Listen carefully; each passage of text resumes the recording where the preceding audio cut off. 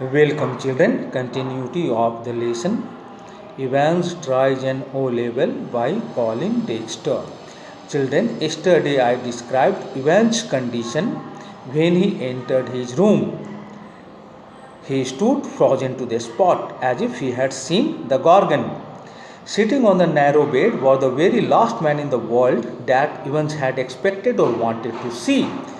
Evans saw someone sitting on his narrow bed in his room, and that person was the last person in the world whom Evans wanted to see. In other words, he never wanted or expected to see that person who was sitting on his narrow bed in his room.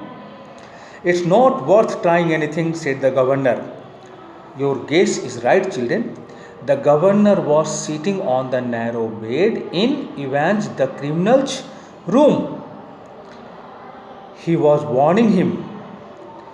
He warned him not to do anything to escape again.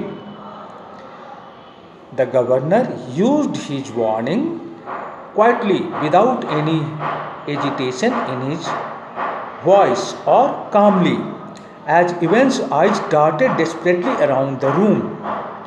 Evans had never hoped or expected to see that person in his room, but that person was sitting on the narrow bed. Now Evans sometimes looked this side, sometimes looked that side. He was in an uncomfortable position because of the presence of that person in his room. His condition was desperate. He wanted to leave that place, but he was unable to do so. "I have got men all around the place." The governor told him that he had got the place surrounded by his men, his staff. So there was no advantage. If Evans tried to escape from that place, there was a possibility of his being caught or arrested again. He would be arrested. That is why the governor told him that he had got his men all around the place. Well, there were only two really. Actually, the governor had brought only two persons with him. But Evans didn't know that. But he did not want Evans to know that he had brought only two persons. He created the impression that he had brought many persons to surround that place, to trap Evans. He let the words sink in. The governor remained silent for some time so that Evans could understand the implication of his words. "You mean too, didn't you think the blonde girl in reception was rather sweet?"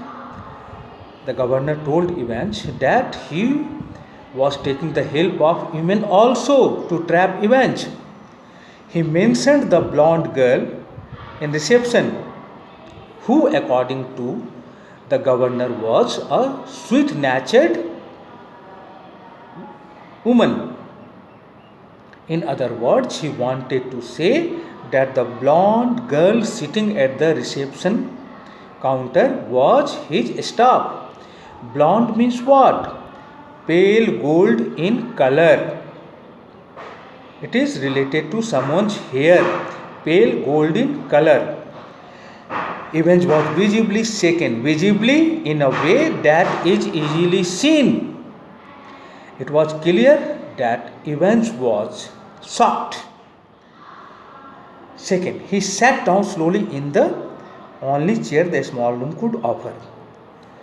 Finding no option, finding no way, no opportunity to escape, he sat on the only chair that a small room had and held his head between his hands like this. He kept his head between his hands. For several minutes there was utter silence. Children, there are some emphasizing adjectives which are used frequently. Utter, ARRANT, arrant,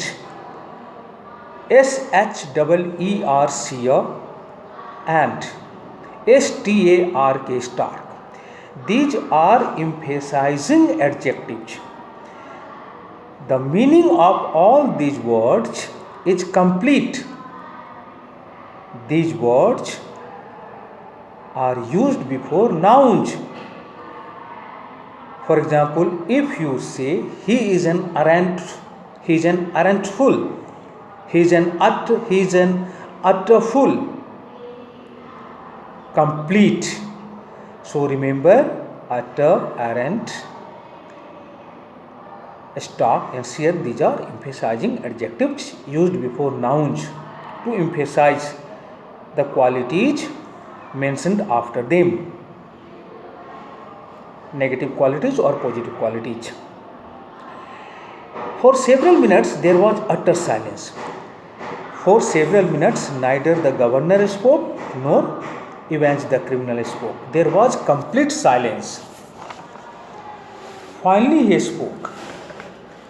At last Evans broke the ice. He said, "It was that bloody correction slip, I suppose." He guessed that the governor was able to reach that place because of the help provided to him by the bloody correction slip. This word bloody should be avoided in polite conversations. This word bloody should be avoided in all conversations. This is in fact not a polite word to be used. He guessed that the governor had used the correction slip to reach that place. The governor failed to mask the deep satisfaction in his voice. Mask, hide. It has been used here as a verb. The word mask has been used here as a verb. It was impossible for the governor to mask the deep feeling of satisfaction in his voice. There are a few people who know a little German. He wanted Evans to understand that Evans was not the only person who could understand some German.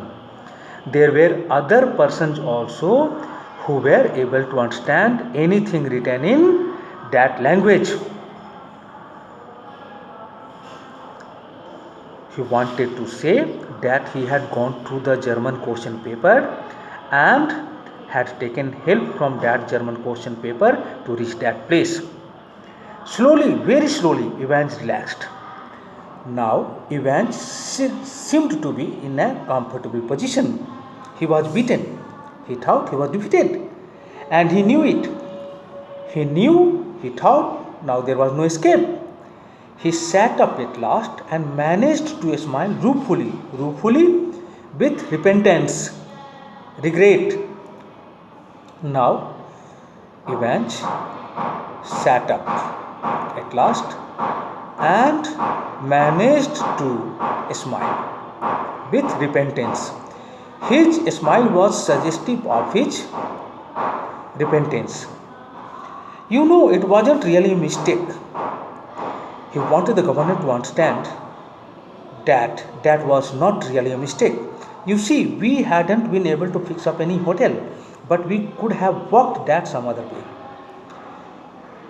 Their main problem was that they had not been able to fix up any hotel, but they were going to deal with that problem. They were going to tackle that problem anyhow. No, the really important thing was for the phone to ring just before the exam finished. One important thing for Evans was to know the time when the examination was going to be over. Just before the examination finished. That time was very much important for Evans. He wanted the phone to ring just before the examination was over to get everyone out of the way for a couple of minutes. The ringing of the phone just before the examination was over indicated that he wanted everyone out of the way for some minutes. He wanted to divert everyone's attention for some minutes to make his plan successful. So we had to know exactly when the exam started, and that is why it was necessary for Evans and his friends to know when the examination had started. Didn't we? Tag question tag. And like a fool, I presented you with that little piece of information on a plate.